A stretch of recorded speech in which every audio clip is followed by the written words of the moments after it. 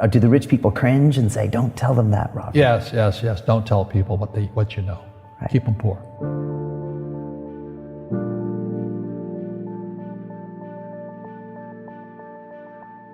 The moment I pay you, you think like an employee. The moment you accept the paycheck, your brain goes dead. That's the trap. Entrepreneurs work for free. As long as you're hungry, you'll think. The school system was designed to teach you to be an employee or a doctor or a lawyer, a specialist, but never about money.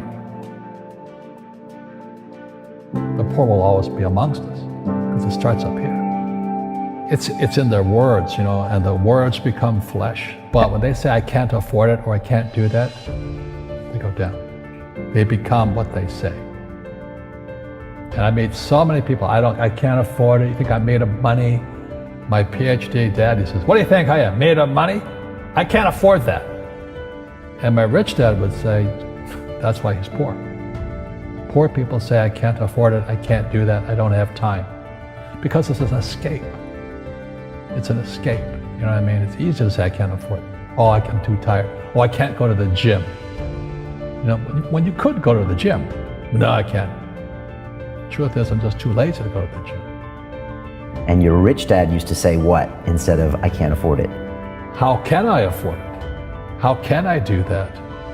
A question opens the mind, a statement closes the mind. So when you say, I can't afford it, your mind shuts down and you become what you say.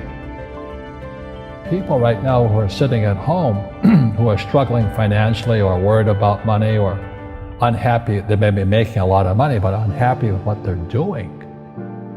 It was probably taught to you.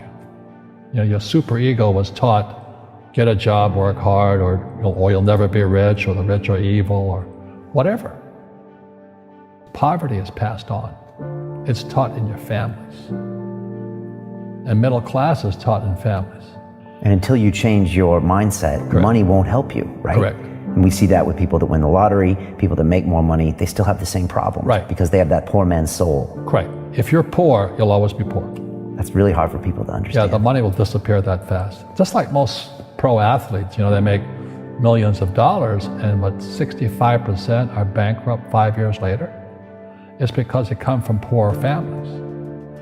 But unfortunately, what Mr. Lipton was saying, it's passed down genetically.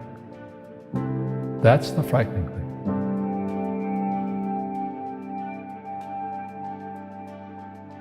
If you don't want to learn it, I can't help you. I have bad luck too. I've had financial crashes. I've had people stab me in the back, but they're all good because I grow from it. And that's spirituality. People who are afraid of making mistakes, like they teach in school, they don't ever grow. Because spirituality is there's good and there's bad, there's right and there's wrong, there's up and there's down. Most people only want to be right, they only want to be positive. Well, you can't have that, that's not reality. And the average person, the reason they're poor is they haven't failed. They play it so safe, they haven't made any mistakes like they taught in school. That means they don't learn anything. That's why the school system's actually fundamentally corrupt. It's anti-education. But the average guy is standing there, oh, I'm an A student, I'm going to do this all on myself. And a bunch of rugby players run you over, and you go, well, they're not playing fair. You're playing stupid. You should have a team. You should have accountants, attorneys, and bankers and all that stuff. But that's not the game I want to play. I said, then don't play the game. The game of business is played with accountants, attorneys, bankers, hate to say it, politicians. You got to know the game. People say, well, money is not that important to me. Then if money is not that important to you, money is not important to you. You know what I mean? I don't care about money. The money doesn't care about you. The word does become flesh. Or I'll never be rich. Or the favorite one is the rich are greedy. It's the poor that are greedy. If you think about it, because to be rich, you have to give something. I have to produce books and games, and I purchase real estate, I provide housing, provide jobs and all that. That's why I'm rich. But greedy people produce nothing. Einstein said, imagination is more important than knowledge, but knowledge empowers imagination. And what most people lack is real business knowledge, like accounting, like debt, like taxes. You gotta know that stuff, but they don't teach it in school to anybody. Our school systems are making our students weaker. So in school, they have these things called now trigger effects. So you can't, as a teacher, you can't say anything that might upset the student. They don't want anything that might jar their point of view. You see people say, well, why don't you give the poor money? So the only problem with that is it just creates more poor people. Give a man a fish, he fishes for the day, or eats for the day. Yeah, you give a man a fish, you get a lot of people who want more fish, But you teach them to fish. We become creatures of our own habits. And until we break the habit, we don't change. Our schools don't teach that. Our schools teach almost the exact opposite of that. So what I say to young people is you find your game. So my game financially is business, number one. Second is real estate. And that's why I pay no taxes. That's why Trump pays no taxes. Legally, it is a combination of business and real estate that gives us an unfair advantage over employees because they don't know what to do.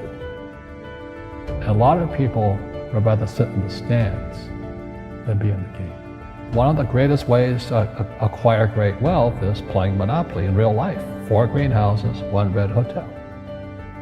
But is that all there is? That's it. Robert, if I could give you some kind of a magic phone and you could make a call to the 20-year-old Robert Kiyosaki and give that young man a bit of advice, what would you tell him? I would just say keep going. Just do what you have to do. Just live it to the fullest, which I did. Nothing I ever did made sense. Could you imagine quitting a $120,000 a year job for $200 a month to go fight in Vietnam and almost die? It didn't make sense, but it was the best decision I made at that time.